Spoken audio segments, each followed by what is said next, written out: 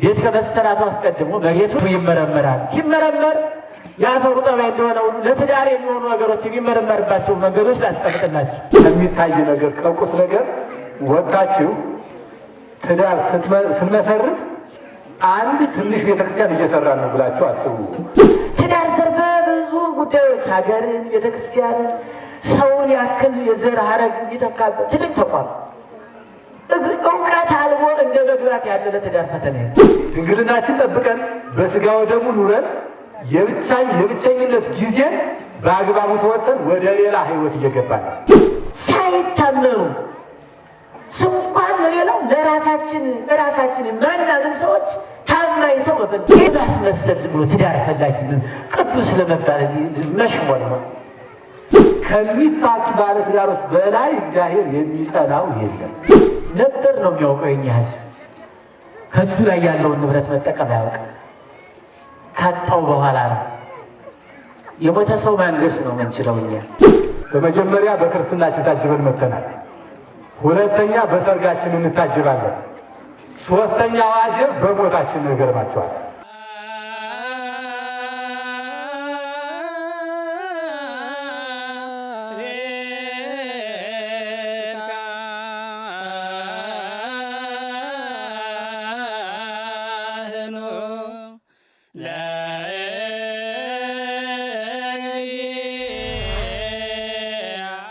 ለነራችን የንታ አስተራዬ የሆነ ሀሳብ ቢሉበት መልካም ነው የሚሆነው። ስለዚህ ቅድመ ጋብቻ መቼ፣ እንዴት እና በምን ሁኔታ፣ በጋብቻ ጊዜ ከሚስቴ ጋር ወይም ከባሌ ጋር እንዴት፣ ልጆችንስ እንዴት።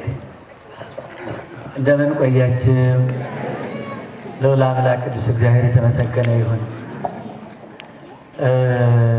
በእውነቱ ይህ እንግዲህ አለባበሳችሁ ላይ የተናገረችዋ ቤተክርስቲያን እንደሆነች ልብ በሉ። የሰማችሁኝ ነው? ማን ነው የተናገረው? ስለዚህ መፈጸም አለበት ማለት ነው። ቤተክርስቲያን የተናገረችውን ነገር አለመፈጸም ራሱ ማድረጉ አንድ በደል ነው። ቤተክርስቲያን ከነገረች በኋላ ማድረግ ደግሞ ሌላኛ በደል ነው። ስለዚህ ከነገ ጀምሮ በእርግጠኝነት አሁን ያለው ወጣት ራሱን አስተካክሎ የዛሬ ሳምንት ይህ ጉባኤ መልሶ ይዘጋጅ እንደምታስቡ ምንም የዚህ ጉባኤው ውጤቱ ነው ይደገም የሚያደርገው። ሁላችንም እንድንመጣ እንደው ባንጠቅማቸው የተለየ ነገር ቤተክርስቲያን ትጠቅማችኋለች ከዚህ በመቀመጣቸው እንጂ ከኛ የተሻለ እንደምታውቁ ምንም ይሄ ተስተማረ ትውልድ ነው። ሁሉም ያውቃል፣ ምን ጥርጥር የለውም። 3ኛ ዲግሪ 4ኛ ዲግሪ ያዛል። በጣም በብዙ 18 ዓመት 20 ምናምን ዓመት የደከመ ትውልድ ስለሆነ የእውቀት ችግር የለበትም።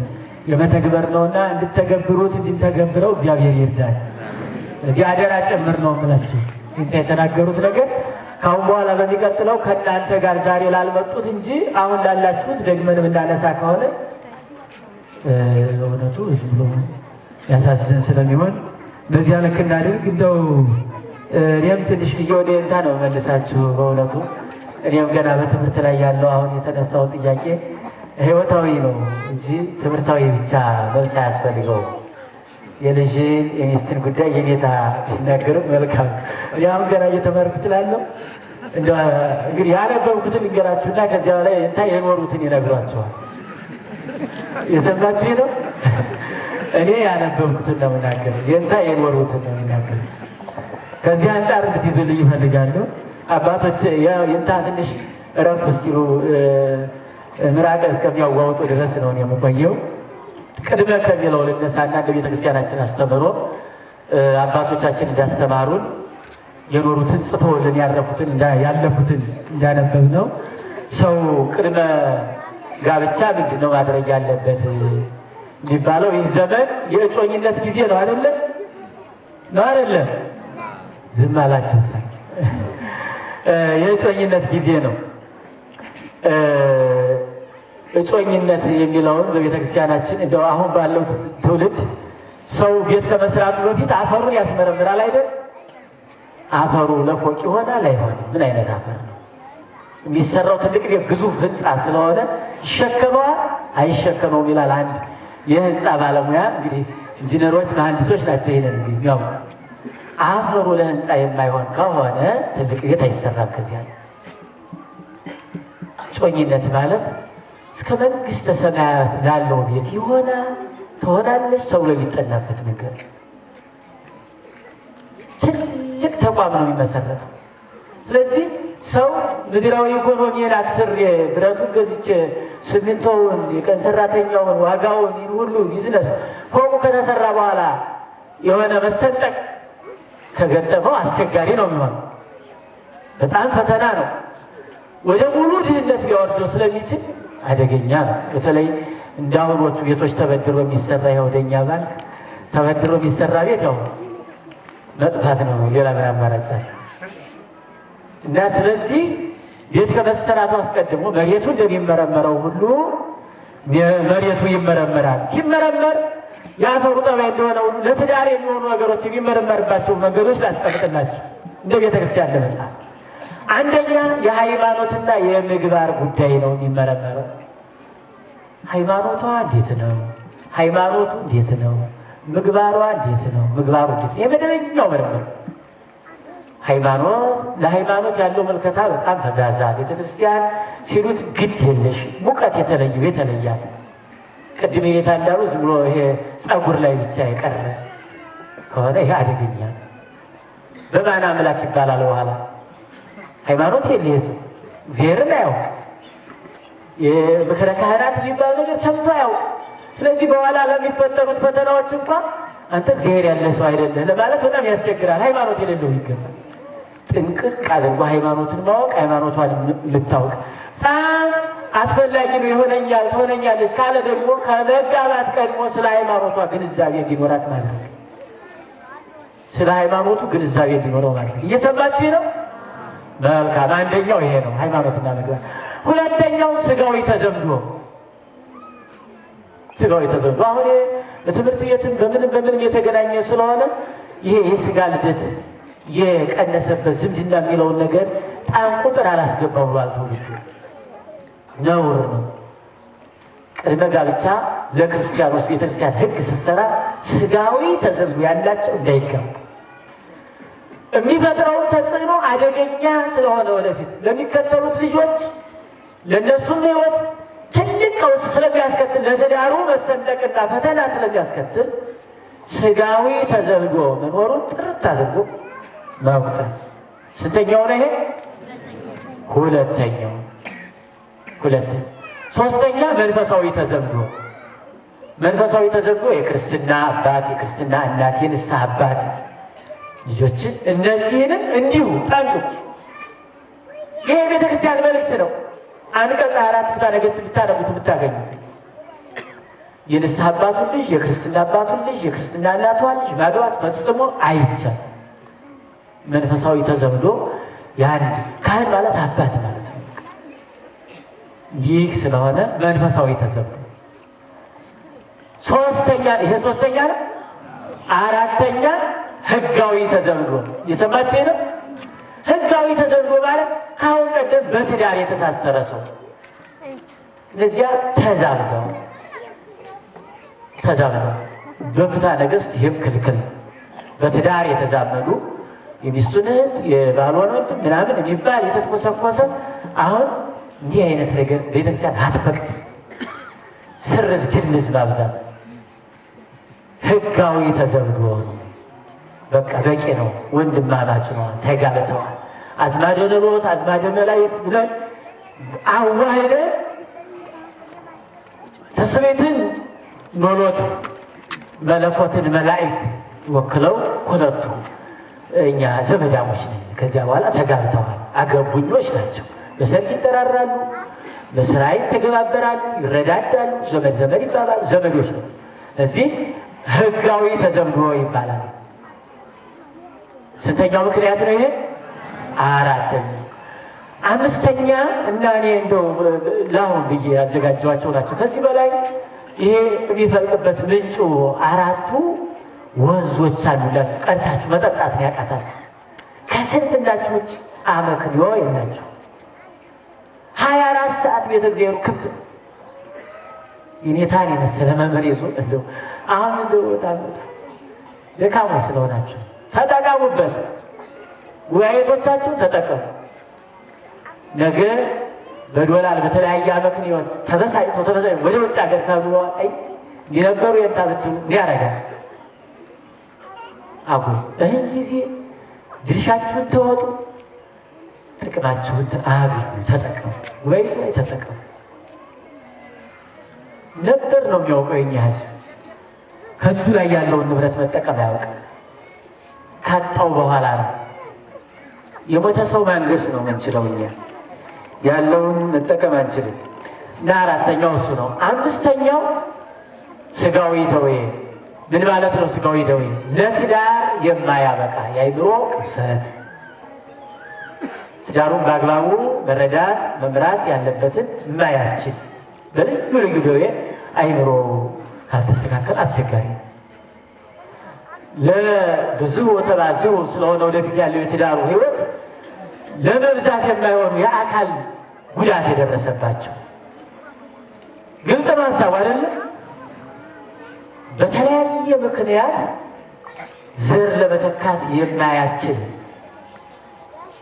ይህ ደዌ ሥጋ ካለበት ሰው ስለ ጤናው ነው በጸበል በመስቀል በሕክምና ነው መጣር መቻል ያለበት እንጂ ደዌውን ሰውሮ ወደ ትዳር መግባት አያስፈልግም። እጮኝነት ማለት ይሄ ነው።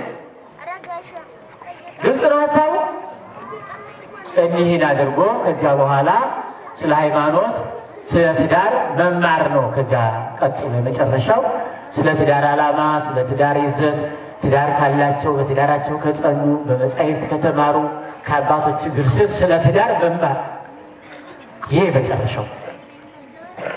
እኒህን ያላቸውን የሥጋ ዝምድና እንደሌለ፣ መንፈሳዊ ተዘምዶ እንደሌለ፣ ሕጋዊ ዝምድና የሳሰሉትን ይሄ የአእምሮ የተለያዩ የአካላት ደዌ ሁሉ ነገሮች የተስተካከሉ ከሆኑ በኋላ መጨረሻው ላይ ነገሮቹ የሚቀራረቡ ከሆነ ስለ ትዳር መማር ነው።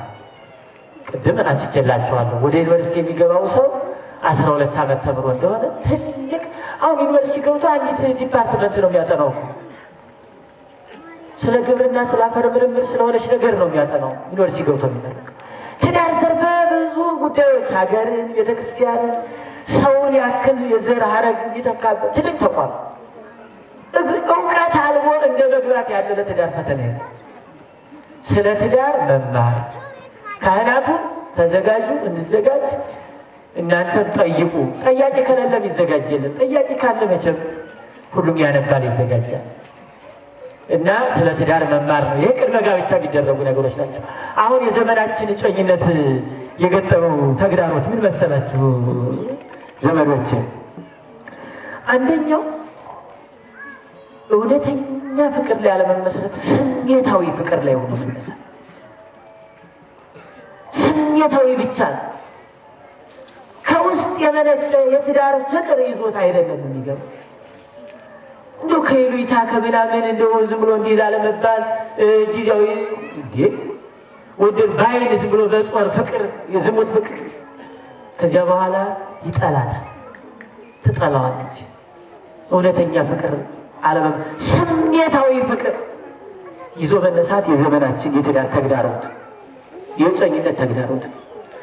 በቃ ብዙ ዝም ብሎ እጅ ለእጅ ተያይዞ በየመስመሩ ሲጓተት ድንግልናውን አጥቶ ተበሸቃቅጦ እዛ በኋላ ለምንም በማይጠቅም ደረጃ ከሆነ በኋላ አንዱ ፊል ያደርጋል። እዚያ በኋላ ደግሞ ድል የማግኘት በቃ ይዘጋል። ከዚያ በኋላ ደግሞ ድል አታገኝም፣ ደግሞ ድል አያገኝም። እሷ እናውቃት የልናውቀው የለ በእንዲህ አይነት የኖር አይደለም። ከእሷ ጋር ከእሱ ጋር መባል ከስሜታዊ ፍቅር መጽዳት፣ ከስሜታዊ ፍቅር መጽዳት። ሌላኛው ሳይታመኑ ታማኝ መፈለግ። እየሰማችሁ ነው? ሳይታመኑ እንኳን ለሌላው ለራሳችን ማናምን ሰዎች ታማኝ ሰው መፈለግ ከየት ይመጣል? ሰው ታማኝ ለማግኘት መጀመሪያ ራስን ታማኝ ማድረግ ነው። ራስን ታማኝ ነው። ታማኝ ከሆንክ ታማኝ ታገኛለህ። ታማኝ ሆነህ እንኳን ማትታመን ብትሆን በስራዋ ትጎዳለች፣ ትጠቀምበታል። እና በቃ በጣም ትዳሩ ቅጥ ያጣብን ታማኝ ሳይሆኑ ታማኝ ፈላጊዎች መብዛታቸው ትልቁ መሰናክል ነው። ሌላኛው ያው ካለመታመን የተነሳ አይታመንም ለማስመሰል ጥረት ማድረግ በትዳሩ ዝም ብሎ በየጸበሉ በየደብሩ በየመነኩሴው መንከራተት አይነት ብሎ አስመሳይነት በማስመሰል ብሎ ትዳር ፈላጊ ቅዱስ ለመባል መሽሞን ነው። እውነት የራቀው እውነት የተለየው ህይወት በአስመሳይነት በጣም ይታማል። አሁን አብዛኛው ይላሉ ጥናት ሲደረግ እንደ ጉባኤ ተደርጎ ለምንድን ነው ወጣቱ የሚመጣው ሲባል ይማራል፣ እዚህ ጉባኤ ያመሻል፣ የታገሌ አሁን እኛ የጠቃቀስናቸውን ነገሮች ይዞ በሚሴጇ በምኑ እየጻፈ ወደ ውስጥ ለመውሰድ ለመኖር ህይወት ነው ማድረግ። ጥቅስ ለመሰብሰብ የመጣችሁ ወንድሞች እህቶች ኑሩት። መኖር ነው የሚያስፈልገው መኖር እና አስመሳይነት ነው። ሌላኛው የጮኝነት ትልቁ ፈተና በቃ በጣም ባለሀብት ለመምሰል የሚጥራለ ቅድም የኔታ እንዳሉት መልክ የሌለውን መልክ ያለው ለመምሰል የሌለውን ጠባይ የሌለውን ፀጉር የሌለውን ምናምን በቃ ይሄ በአስመሳይነት የሚመሰረት ትዳር አደገኛ። አስቡ። በዚህ ጉዞ ያላችሁ አስተውሉ። ትክክለኛውን ማንነታችሁን እውነተኛውን ማንነታችሁ ነው መግለጽ ለትዳር። እሱ ከሆነ ትዳር ምንም አይነት ነው። እንደ ሳራና እንደ አብርሃም በድንኳን መኖር ይቻላል። በድንኳን መኖር ይቻላል። ቤት የሌለውን ቤት አለኝ ብሎ ሀብት የሌለውን ሀብት አለኝ ብሎ አግብቶ በኋላ ለነገሮቹ መውጫ ከማጣት የለኝም እኔ ነኝ እግዚአብሔር ሲሰጠን ይኖራል። ስለዚህ ከአስመሳይነት የጸዳ ህይወት ሊኖር ያስፈልጋል። ሌላኛው በጣም የተጋነነና የበዛ ፍላጎት ብዙዎቹ ትዳር አልቦ የሚያስቀራቸው አንድ መንጠልጠያ ብቻ ወይ ውበት ካለው ወይ ውበት ካላት ወይ ስራ ካለው ወይ ስራ ካላት ያቺ ብቻ ይዙና የሚመጣው ሰው ሊኖረው የሚፈልገውን መስፈርት ከፎቅ በላይ ይከመሩታል። እንዴት ብሎ ይመጣል? የበዛ ፍላጎት፣ የተጋነነ ከመጠን ያለፈ የተግበሰበሰ ፍላጎት ያላቸው ሰዎች መጨረሻ ሄዶ ያለ ትዳር ይቀራል። ወይም ደግሞ ያን ካዘጋጁት መስፈርት አንዱንም ከሚያሟላ ሰው ይወድቃል። ስለዚህ የተጋነነ ፍላጎት ቅድመ ጋብቻ አያስፈልግም። ቅድም የዘረዘርናቸው ነገሮች አሟልቶ ከተገኘ ትዳር፣ ከዚያ በኋላ ያለውን ነገር ቀጣዩን ጊዜ ለእግዚአብሔር መስጠት፣ በጸሎት መትጋት፣ በሃይማኖት መጽናት። እንዲህ ከሆነ የተቀደሰ ትዳር ነው። የበዛ ፍላጎት ከተጋነነ ግን በጣም አደገኛ ነው። እንደው ዓላማ የሌለው ምክንያቱም የትዳር ዓላማ የሌለው ሰው ስለ ትዳር ማውራት በጣም የትዳር የሚባል ነገር ዓላማ የለው። ግን በቃ አገባሻለሁ አገባሃለሁ በሚል ውሸተኛ ዓላማ ይዞ መነሳት ብዙዎች ናቸው። በዚህ የምታደርጓቸው እኔንም እናንተ ቁጠሯቸው እንጂ እኒህንማ እናንተ ትረድሯቸው በዚህ በላይ ታደርጓቸው አላችሁ። በጣም ተጠራጣሪ መሆን፣ አለመተማመን፣ ፍጹም እምነት ይዞ በቃ ማለት ለእግዚአብሔር ያለውን እምነት ብቻ ሳይሆን ለባል ያለውን እምነት፣ ለሚስት ያለውን እምነት፣ ለባል ያለውን እምነት አለመተማመን። እነዚያ ከዚህ የተነሳ በቃ የግል ገንዘቡን ለብቻ አድርጎ ያገባል። የግል ገንዘቧን ለብቻ አድርጋ ታገባለች። እምነት የጎደለው ትዳር ጥንቱን የፈረሰ እኮ ነው። አፍርሰውታል። ሸጉዶ የወንድሜ ነው የእህቴ ነው የአናቴ አባቴ ነው ምናምን እሱን ንብረት ራሱን እየሸወደ እንዲሁ ወደ ትዳር የሚመጣው ሰው እለት ልንገራችሁ፣ ትዳር ነው ቀድሞ አይምሮ ላይ አፍርሶታል። ትዳር ግልጽ ነው ሀሳቤ። እሺ ቅድመ በዚህ ይብቃኝ። ጊዜንና ድህረን የንታ ይጨምሩበት። እስኪ የመጽሐፍ ነው የምነግራችሁ፣ የህይወቱን የንታ ይጨምሩበት። አይ የንታ ብለውታል። እኔ ደግሞ መልከኛ ለማግባት አሁን ስታጩ ስሙኝ ነገር ነው። መልከኛ ለማጨት ለምን መሰላችሁ? ሰው ዘወር ብሎ ባያት ቁጥር ሰውነታችሁ ድቅቅ እንደዚያ ከመሆን በመጠን የሚለው ነገር ይሄን ይወክላል በእውነቱ እና እንደው የኔታ ሴቶች በጣም መልከኞችን እና ምን የሆኑ እያሉ ወደ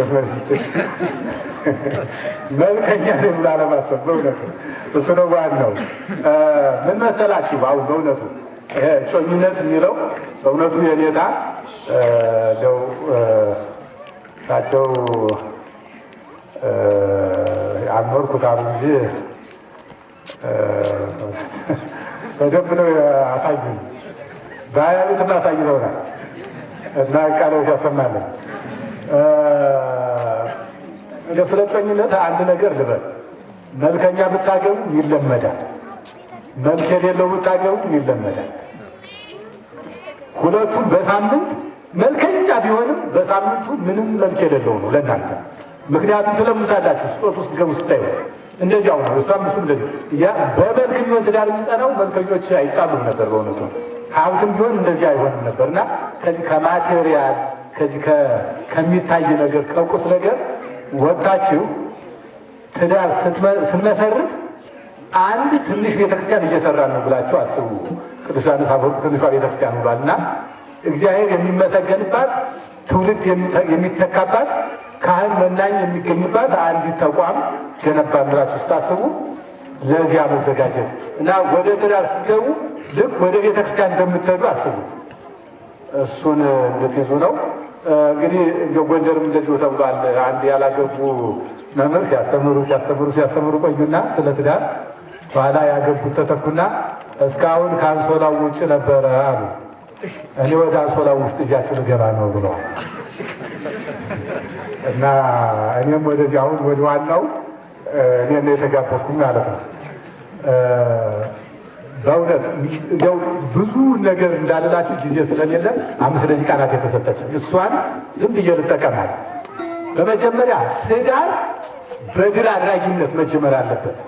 እስከዚያ ድረስ ምንድነው ዘውድ አይደል? አሁን ስንጋባ ተክሊል ማድረግ እኮ ዘውድ መድፋት ነው አይደል? ስለዚህ ድንግልናችን ጠብቀን በስጋ ወደሙ ኑረን የብቸኝነት ጊዜን በአግባቡ ተወጥተን ወደ ሌላ ህይወት እየገባን ነው። ስለዚህ ስንገባ 3 ጊዜ ታጅበን የምንመጣባትን የቤተክርስቲያን ጉዞ ማሰብ ያስፈልጋል። በመጀመሪያ በክርስትናችን ታጅበን መጥተናል። ሁለተኛ በሰርጋችን እንታጅባለን። 3ኛው አጀብ በሞታችን ነው። ይገርማችኋል። ስለዚህ ሁለቱን ጨርሰን 3ኛው እንደሚቀረን ነው ማሰብ የሰርጋችን ማለት ክርስትና ተነስተናል ታጅበን፣ አሁን ሰርግ ተሰረገ ታጅበን፣ ከዚያ በኋላ የሚቀረው አጀብ መቼ ነው? የሞት ቀን ነው። የሞት ቀን እና እንደውም የሰርግ ቀን ይሄን ለማስተማር ትንሽ ስለሚያሳቅቅ ዛሬ ስሙኝ። የሰርጋችሁ ቀን ብትጠሩ ይሄን አላስተምረው ደግሞ ትሞታላችሁ ከምላችሁ ትወልዳላችሁ ብላችሁ ነው የሚሻል አይደል? ግን ዛሬ በነፃነት እየነገርኳችሁ ነውና የሰርጋችሁ ቀን የመጨረሻው አጀብ እንደቀረቻችሁ ማሰብ። እሷ ማናት? ሞት። ስለዚህ ከዚያ በኋላ ድል አድራጊነታችን የሚገለጠው በሞታችን፣ ያ ማለት በተሰጠን አካል ጸንተን። ስለዚህ ጋብቻ ማለት 2 አንድ የሚሆኑበት ነው እና ከዚያ በኋላ መቻል ነው የሚባለው። መቻል ክፉ ነው ካለሽ በቃ መቻል። አዎ ዮሐንስ አፈወርቅ እንደው ይህንታ እየደገፈች ማለት ቻላት ይላል። እንደው ምንም አይነት ጨቅጫቃ ብትሆን ቻላት። ብትከፋ ብትነዛነት ብትጨቃጨቅ ከሲኦል አትከፋብህም ነው። ከሲኦል አትከፋ።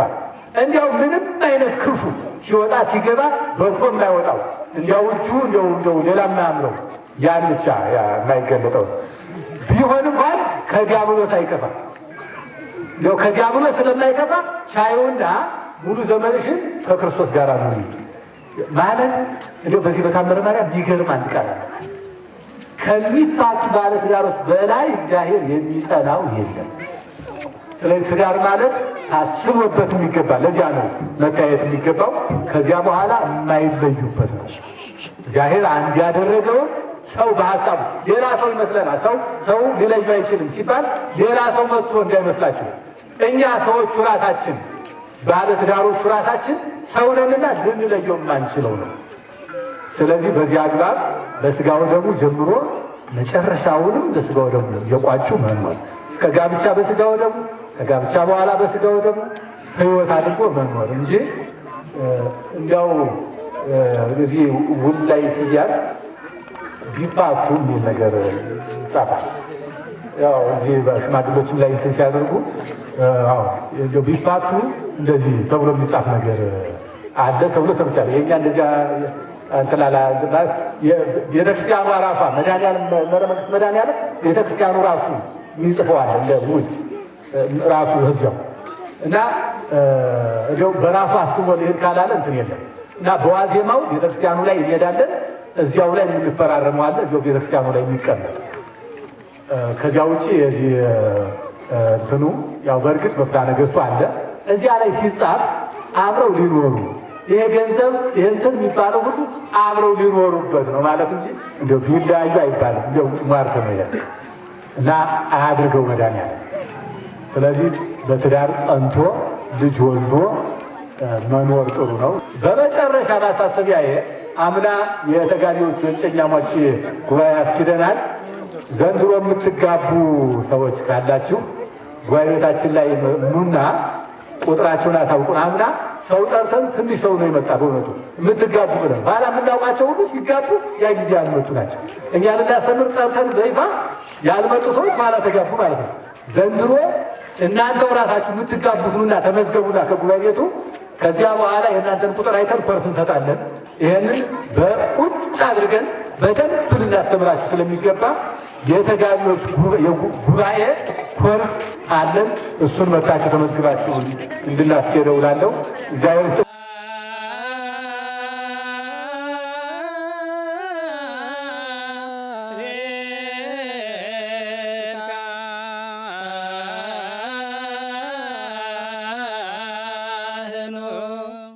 La